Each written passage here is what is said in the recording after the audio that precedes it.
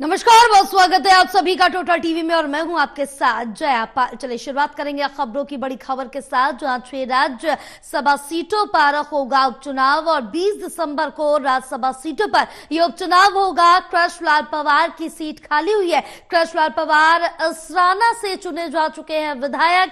तो बड़ी अपडेट आप तक पहुंचा रहे हैं, जहां बताते चले कि 6 राज्यसभा सीटों पर उपचुनाव होना है और ये उपचुनाव 20 दिसंबर को राज्यसभा सीटों पर संपन्न किया जाएगा।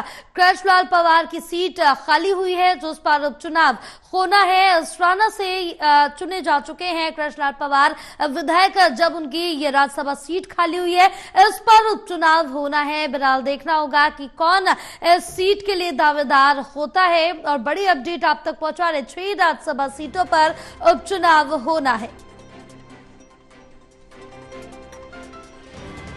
हमारे साथ एसोसिएट एडिटर प्रदीप कुमार जुड़े हुए और ज्यादा जानकारी लेंगे।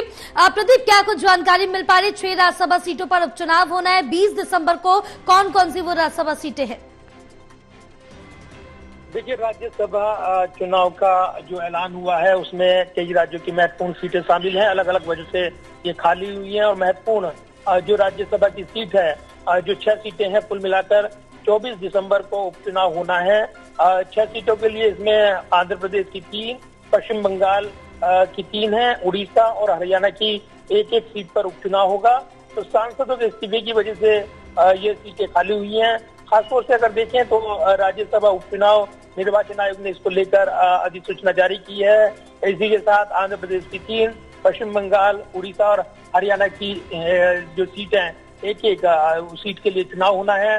तो ये काफी महत्वपूर्ण चुनावी शेड्यूल जो है वो सामने आया है। आपको बता दूं कि जिस तरीके से हरियाणा में विधानसभा चुनाव मुकाबला हुआ, उसके चलते कई नेताओं को टिकट दिए गए थे। उसी में से कृष्णलाल पवार, उनको भी टिकट मिला था, जो कि राज्यसभा के सांसद थे, लेकिन उसके बाद वो इसराना से चुनाव जीत गए थे और उसके बाद ये जो राज्यसभा की सीट खाली हुई, उन्होंने इस्तीफा दे दिया था और उसके बाद इस सीट पर उपचुनाव का ऐलान यहाँ पर किया गया है।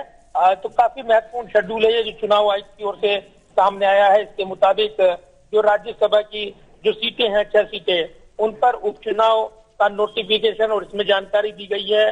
खास तौर से आंध्र प्रदेश की 3 सीटें, उड़ीसा की जो एक सीट है वो खाली हुई है, वेस्ट बंगाल की एक सीट है वो खाली हुई है, हरियाणा की जो एक सीट है वो खाली है।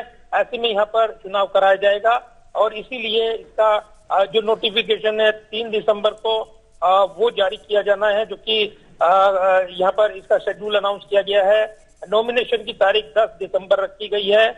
इसके अलावा स्क्रूटनी ऑफ नॉमिनेशन जो होगा वो 11 दिसंबर को होगा। इसके अलावा विड्रॉल, अपना नाम वापस लेने की तिथि जो है वो 13 दिसंबर को तय की गई है। चुनाव की स्थिति में जो चुनाव की तारीख है वो 20 दिसंबर की होगी और इसके बाद उसी दिन ये चुनावी नतीजा भी घोषित कर दिया जाएगा।